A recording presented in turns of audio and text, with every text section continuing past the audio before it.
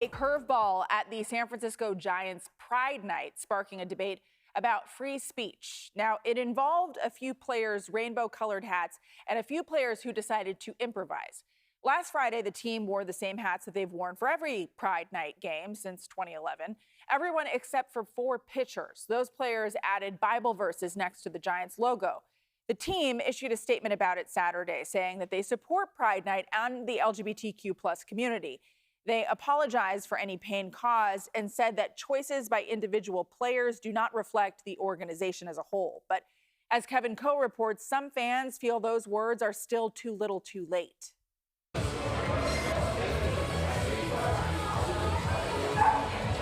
I believe in freedom of speech. However, it's one night. And was that really called for? Such a slap in the face to so many of the fans, so much of the community. It's like San Francisco is known as a gay haven. There's no way around that. You'll find some of San Francisco's most passionate sports fans at High Tops, a gay sports bar in the Castro that also aired last Friday's home game against the Cubs. Starting pitcher Landon Roop threw the first pitch wearing the Giants' Pride Night hat with a Bible verse from the book of Genesis written on the Rainbow SF logo.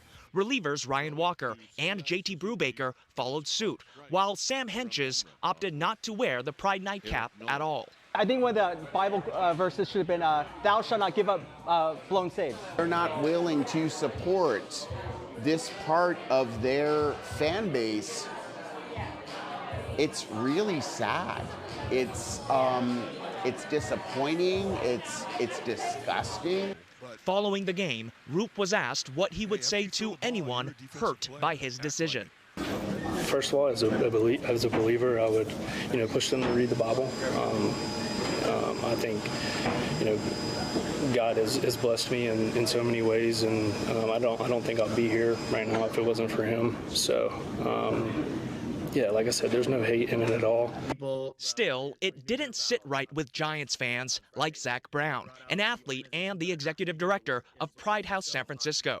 The charity's mission is to combat homophobia and transphobia through sports. This is a prime example of why Pride House and Pride Nights and inclusion work need to happen, because moments like this make our community feel ostracized and make them feel like there isn't a place in sport for them. Brown points out the Giants have historically supported LGBTQ causes, whether it's becoming the first team to incorporate the rainbow onto their caps in 2021 or being the first pro sports team to host a game to raise awareness for the HIV/AIDS epidemic in 1994. That's why fans like George have hope, but also say, for now, they won't be supporting the team.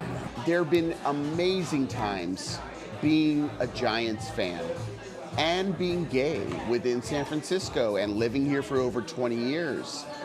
I feel like this was a lapse in judgment, and I'm hoping that current management is going to be able to acknowledge that.